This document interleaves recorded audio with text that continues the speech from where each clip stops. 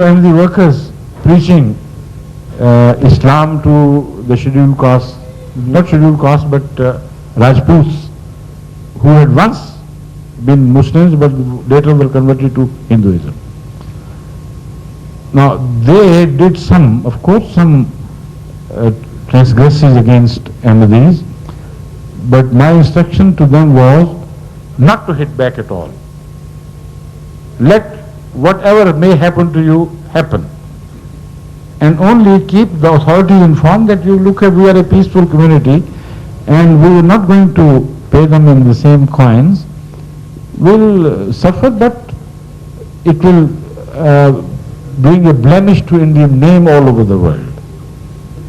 We are a powerful community in the sense that we are in so many, more than 100 countries, and they will all talk of Indian attitude to religion with reference to our own personal experiences. Now this worked, and immediately the government agencies moved there and told the Hindu leaders not to do any harm to the Ahmadi preachers there, and let them preach Islam to them and let them convert. They're not hurting you, so you don't hurt them.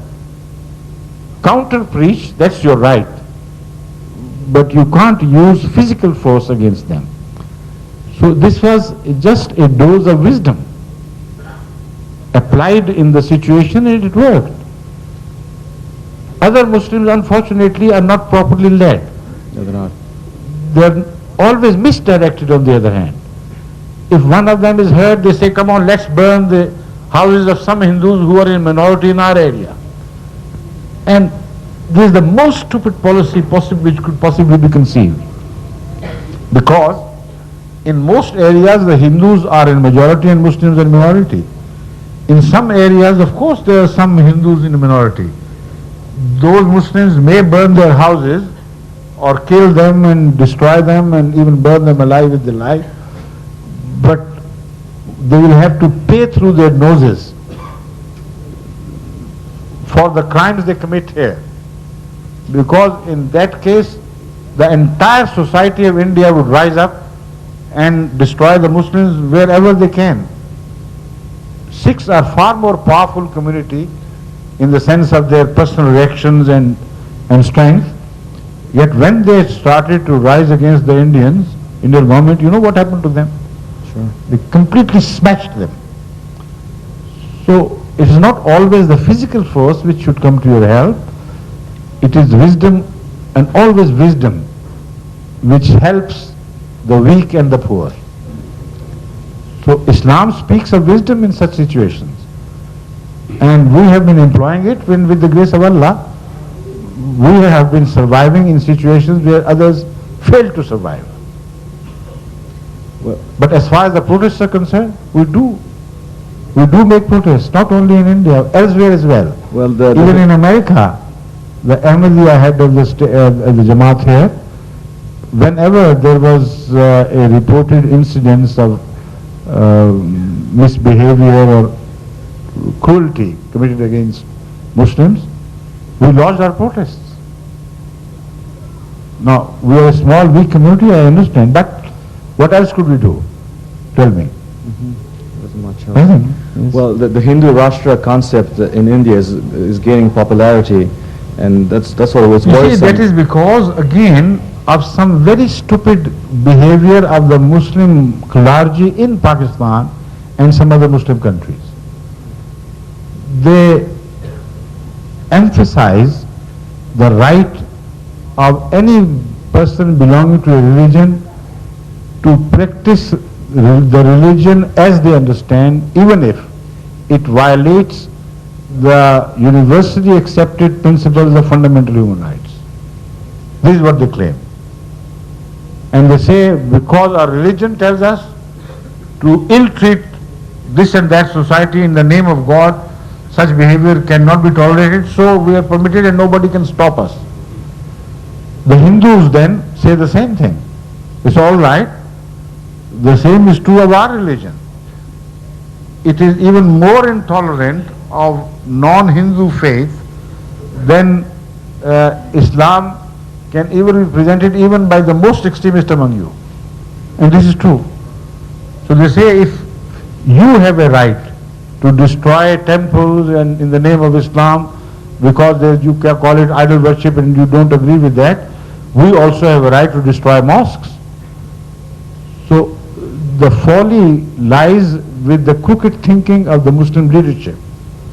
It's a no-win situation. Huh? It's a no-win situation. If Yes. no. Going back to the first question, the reason I asked was because when I was a little child, we used to, there was a missionary from Calcutta, Sultana Muzaffar Sahib, Yes. and Mashriq Ali Sahib used to come to Assam, right, yes. and we used to travel in the car with them and go around village to village. Yes. So I was wondering if any progress had been made. Oh yes, a lot of ground has been covered since Okay. then. I've been gone about 15 years now, so just... Lot of ground has been covered. Okay. In those days, I think if you remember correctly, the rate of conversions was hardly in tens Very few. or even less, wasn't it? Yes. Now it has gone into thousands. That's great. So some progress, isn't it? It is. MashaAllah. Yes. Jazakallah.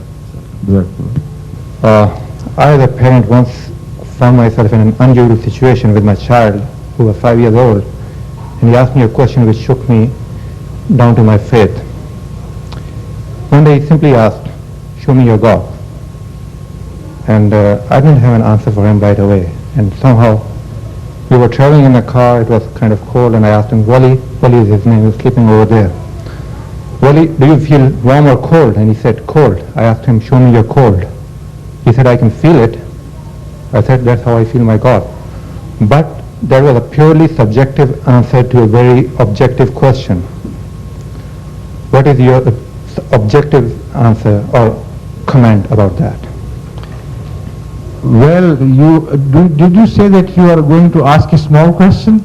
No, that's why, that's why I said... Or did I mishear you? That's why I said I don't want an answer, just a comment.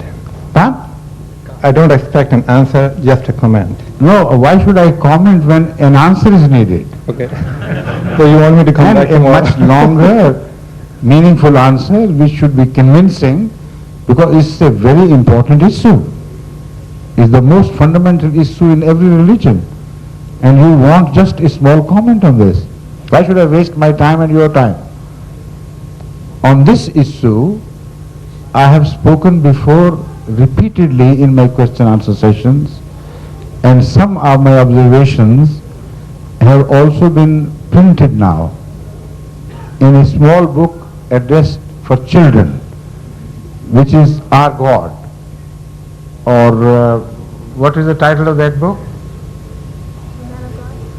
No. A book on God, on the subject of God, which deals with this issue as well, to a degree. So you can have access to that small booklet, which is meant for children, but because actually it is written by a committee of